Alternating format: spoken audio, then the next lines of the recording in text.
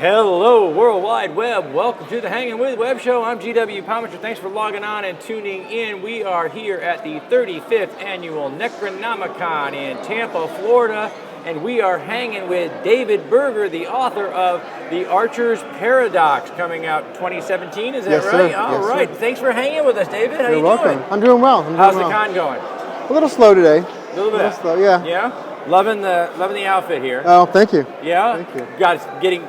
Bringing people over to the table? Actually, it has been. People in? Yeah. It has been, yeah. That's what it's all about here.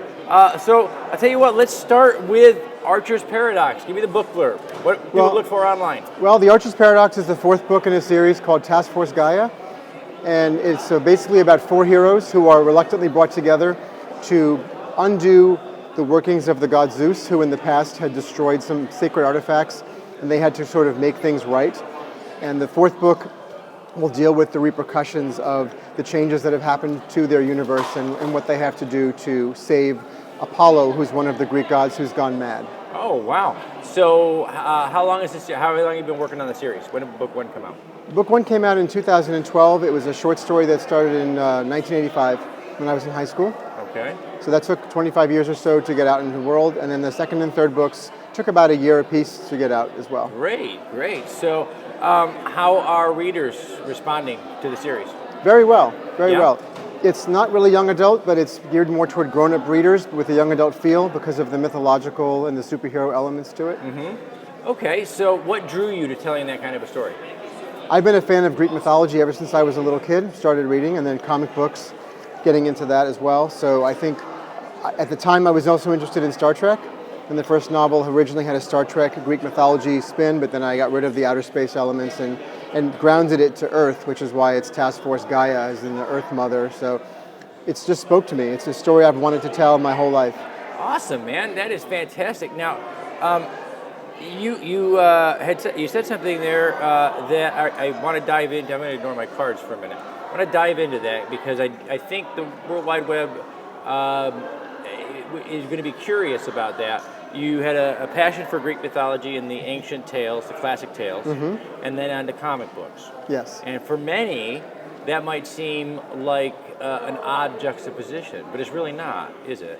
No, not for me. It's not. And so, crossing from that passion for those classic stories to a love of comic books. Let's talk about that a little bit. Did they translate easily for you were you able to instantly see the connections between those types of mediums?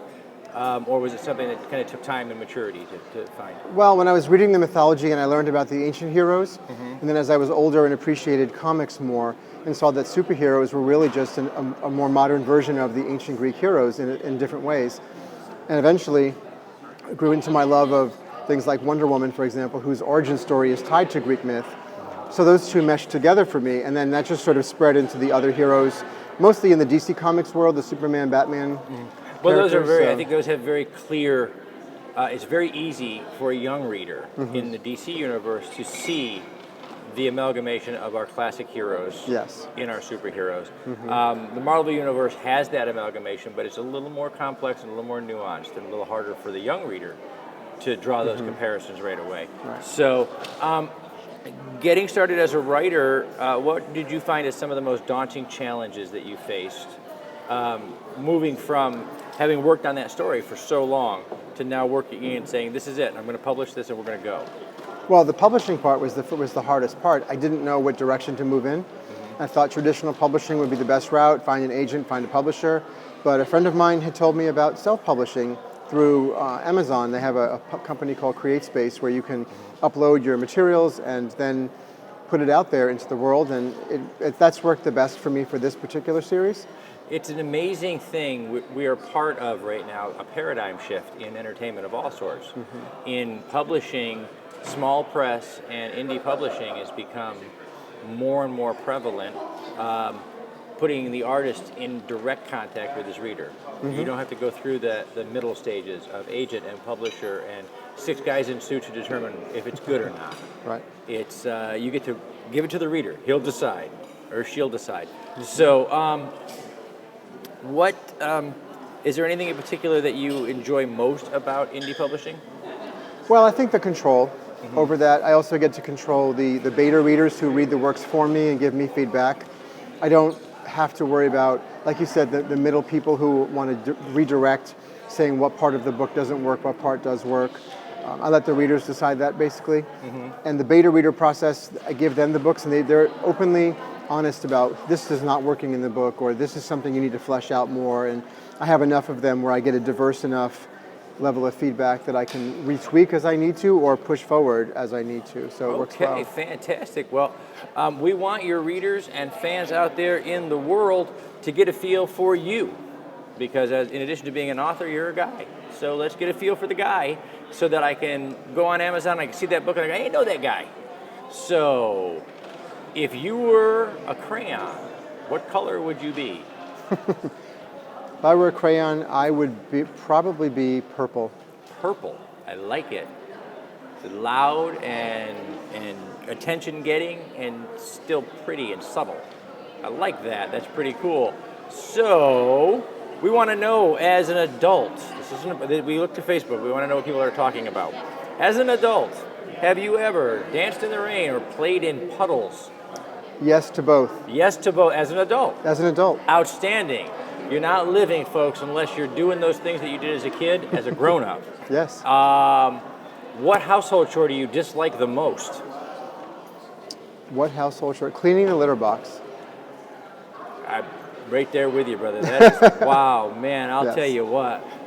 Worst job in the house, if you have a cat, is the litter box. We're all here in the middle of Nerdvana, okay? So we love our storytellers, but we also love to be told a good story. Sure. So, do you have a favorite actor, filmmaker, creator, director? What's your favorite thing that's out there?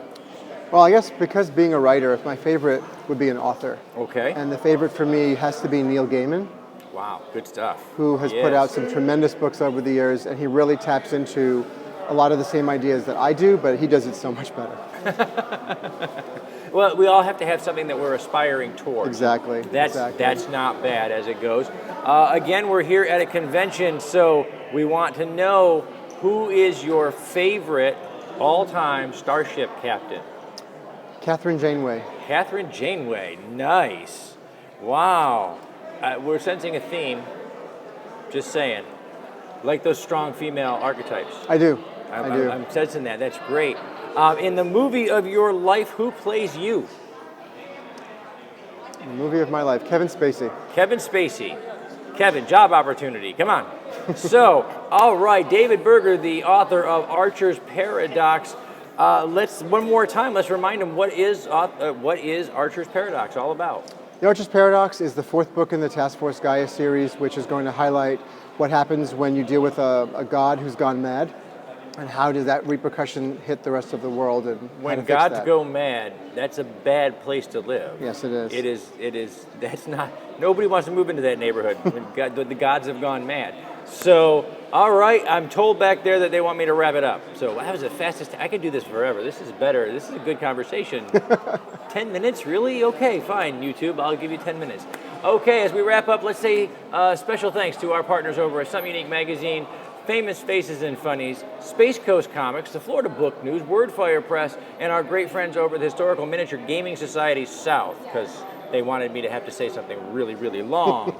So I'm GW Pomichter, and we've been hanging with David Berger, the author of The Archer's Paradox, which is the 4th in the series. It is the Task Force Gaea. Had the Gaia part in my head for some reason. Task Force Gaea. Look it up on Amazon. Better yet, just head on down to the description, find the links to David's work, and remember to subscribe. Log on, tune in, and see who we're hanging with next.